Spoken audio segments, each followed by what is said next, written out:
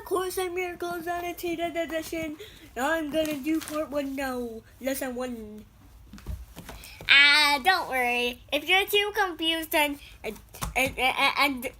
don't know how many times to practice this, I have another book that I can help with. I'm also going to read. Oh, you mean the Workbook Companion?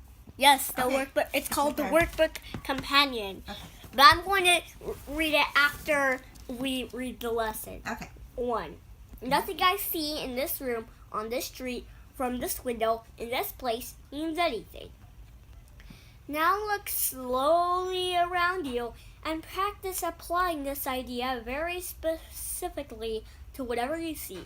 Like, for example, this table does not mean anything. This chair does not mean anything. This hand does not mean anything. This foot does not mean anything. This pen does not mean anything. Then look farther away from your immediate area and apply the idea to a wider range. Footnote, start footnote. Let's practice of beginning with things near you, this table, and then maybe got to things farther away, that door. Continues in future lessons, but with decreasing emphasis in the instructions. And that door does not mean anything.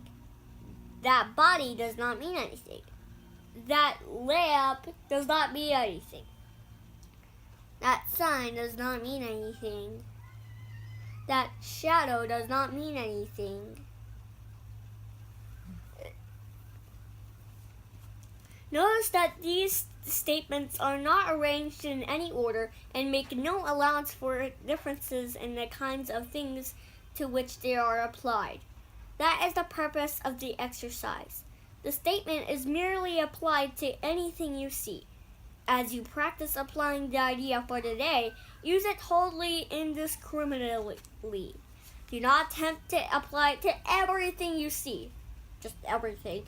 For these exercises should not become ritualistic.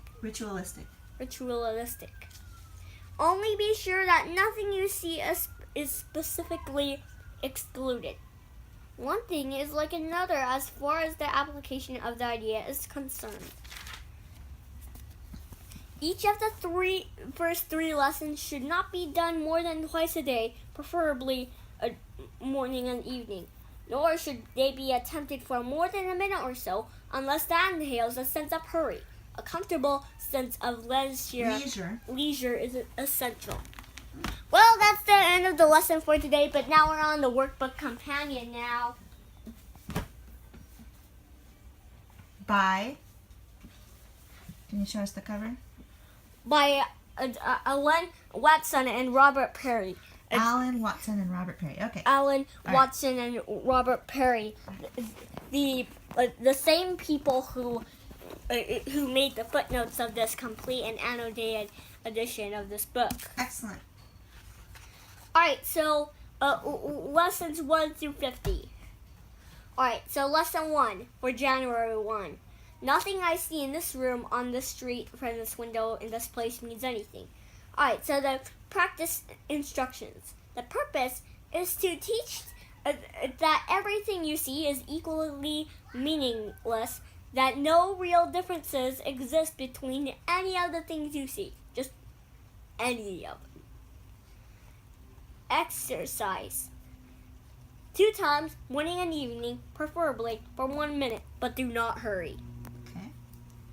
Look leisurely around you, applying the idea specifically and indiscriminately for whatever you see, first in your immediate area and then further. Mm-hmm. Do this lesson with your eyes open. Cool.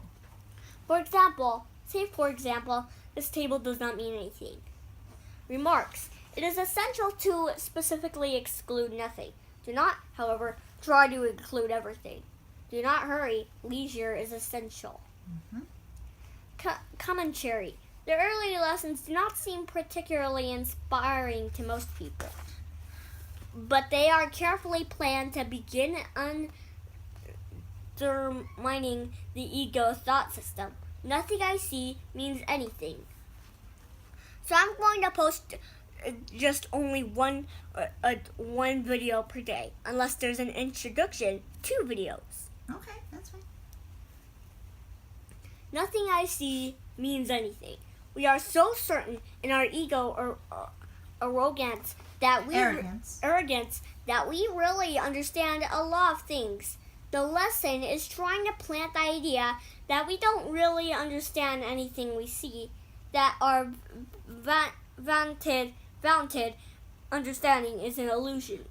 Vaunted, I think. Vaunted. As long as we think we understand what something is and what it means, we will not begin to ask the Holy Spirit for its true meaning. Our belief that we understand closes our mind to any higher understanding. We need to become like little children who realize they do not know and ask someone who does know, like the Holy Spirit. Zen mind, beginner's mind, footnote. I mean, maybe it's not so great, so maybe I won't say. So maybe no footnotes. It is the title of a wonderful little book that introduces Zen thought. The idea is that we grow most rapidly and reliably when we admit we are beginners who do not know and need instruction in everything.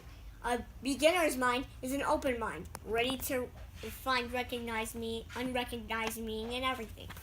Well, that's the video for today.